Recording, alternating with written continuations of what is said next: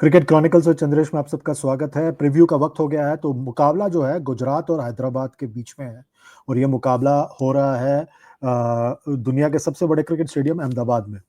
अब गुजरात जो है पिछले मुकाबले में वैभव सूर्यवंशी ने उनकी जो पिटाई की उसके बाद सख्ते में आ गए हैं। दूसरी तरफ हैदराबाद जो है काफी दिनों से छुट्टी मना रहे थे, वो मालदीव्स चले गए थे, पूरी टीम मालदीव्स चले गई थी।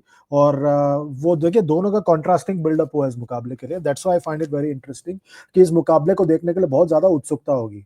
मैं ये देखना चाहता हूं कि क्या अभिषेक शर्मा वही चीज कर पाएंगे जो वैभव सूर्यवंशी ने किया, क्योंकि वैभव सूर्यवंशी भी उसी तरह ऐसा खुलकर बल्लेबाजी करने वाले बल्लेबाज है जिस तरह से अभिषेक शर्मा है।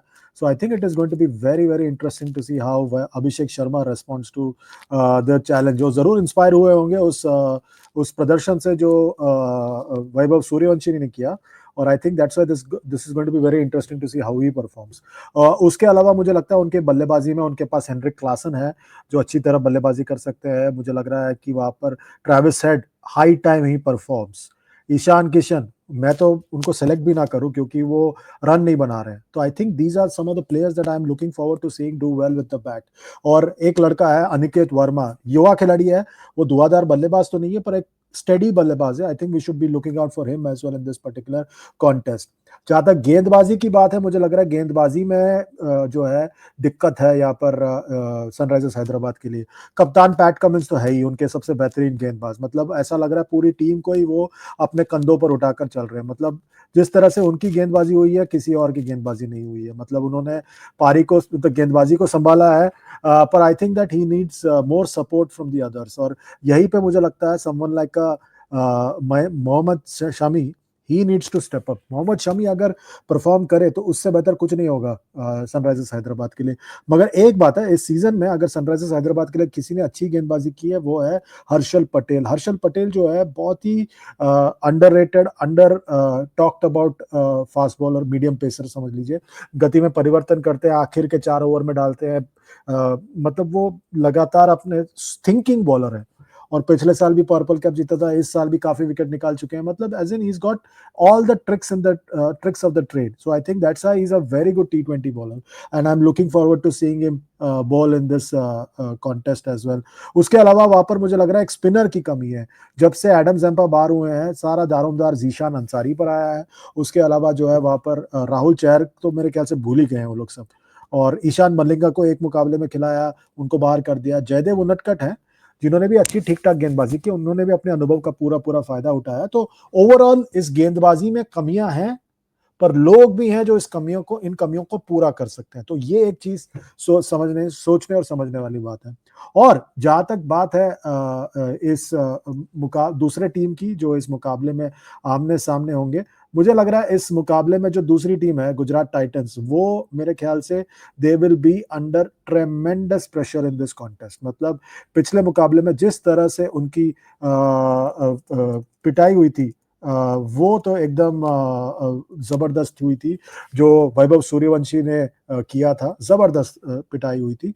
उसके अलावा जो उनकी बल्लेबाजी है वो तो एकदम सशक्त है। शुभमन गिल टॉप पर फॉर्म में है, सुदर्शन टॉप में फॉर्म में है, जॉस बटलर जो उनके बाद आते हैं वो भी अच्छे फॉर्म में है। दूसरी तरफ जो है वहां पर अगर आप देखें उनके लाइनअप में, मैं देख रहा था गुजरात टाइटंस के, उनके पास शाहरुख खान है, वहां पर राहुल तेवटिया है, वॉशिंगटन सुंदर है जो बल्लेबाजी कर सकते हैं। तो ऑप्शंस बहुत है उनके पास बल्लेबाजी के तौर पर, और सब मतलब कंट्रीब्यूट करते आ रहे हैं। बट मनोबल कैसा है, मोराल कैसा है, वो देखना पड़ेगा। और I think that's what we need to look out for. जो दूसरी बात है उनकी उनकी एक खास बात यह है कि उनकी गेंदबाजी मुझे लगता है उनकी सबसे बड़ी ताकत है।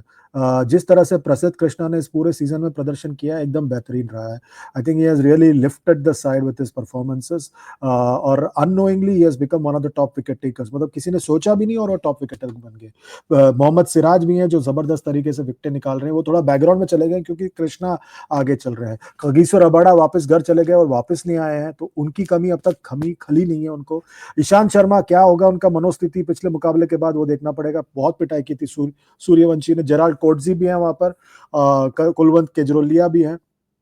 और राशिद खान है, राशिद खान की भी टूर्नामेंट जो है अब तक उतनी अच्छी तरह से गई नहीं जिस तरह से हम उम्मीद कर रहे थे। और भी साई किशोर है जो बहुत अच्छी गेंदबाजी कर रहे हैं, is look good so far in this tournament with his bowling, and he is been one of the most underrated performers this year मेरे हिसाब से, साई किशोर।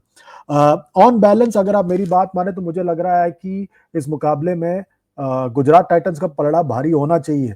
पर जो मैंने कहा, पिछले मुकाबले में जो पिटाई हुई थी उनकी वैभव सूर्यवंशी के हाथों, उसके बाद क्या मनोबल है, क्या मोराल है इस वक्त गुजरात टाइटंस के लाइनअप में, वो देखने लायक होगा। I don't know if they are up for it, I don't know if they are up for it, I still think that they might be struggling to come back from that devastating defeat at the hands of Rajasthan Royals. वो भी 14 साल 32 दिन वाले बच्चे से मार खाने के बाद आकर खेलना, वो भी एक मुश्किल वाली बात होती है। चले, वो तो बात होगी मैच की। उसके अलावा जहां तक बात है फैंटेसी 11 की, ये मैंने फैंटेसी 11 पिक किया इस मुकाबले के लिए, तो मैंने अभिषेक शर्मा और साई सुदर्शन को ओपनर पिक किया है, शुभमन गिल को नंबर 3 किया है, फिर हेनरिक क्लासन, जॉस बटलर, और मैंने पैट कमिंस को पिक किया है, और मैंने जॉस बटलर को कप्तान बनाया और हेनरिक क्लासन को विकेट कीपर, और मैंने राशिद खान को भी पिक किया वहां पर और पैट कमिंस को भी। तो दोनों टीमों के मतलब बराबर तरीके से मैंने खिलाड़ियों को पिक किया। बॉलिंग हैवी लाइनअप है ये,